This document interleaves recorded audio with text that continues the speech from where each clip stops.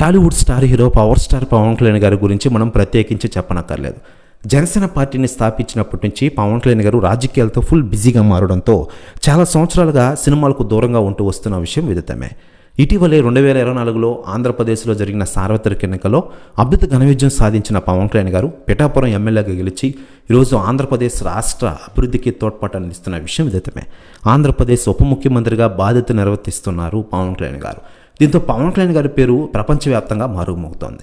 ముఖ్యంగా దేశంలో ఎక్కడ చూసినా పవన్ కళ్యాణ్ గారి పేరు రాజకీయంగా వాడుకుంటున్నారంటే పవన్ కళ్యాణ్ గారి క్రేజ్ గురించి మనం ప్రత్యేకించి చెప్పనక్కర్లేదు. ముఖ్యంగా ఢిల్లీలో అయితే పవన్ కళ్యాణ్ గారి క్రేజ్ చూసి అంతా షాక్ అవుతున్నారట. వారిలో కేంద్ర మంత్రులు సైతం ఉన్న విషయం విదితమే. ఇక ఇదిలా ఉండగా లేటెస్ట్గా అందుతున్న సమాచారం ప్రకారం అమరావతికి పవన్ కళ్యాణ్ గారు రానున్నారట. దీంతో అమరావతికి ఒక్కసారిగా పవన్ కళ్యాణ్ గారి కోసం భారీగా ప్రజలు వస్తున్నారట. ప్రెస్ న్యూస్ కూడా తెగ వైరల్ అవుతోంది టోటల్ తెలుగు ఇండస్ట్రీలో. మరోవైపు పవన్ కళ్యాణ్ గారు ప్రస్తుతం ఆంధ్రప్రదేశ్ రాష్ట్ర డిప్యూటీ సీఎంగా రాణిస్తున్న విషయం విదితమే. దీంతో పవన్ కళ్యాణ్ గారి పేరు దేశవ్యాప్తంగా మారుమోగుతోంది.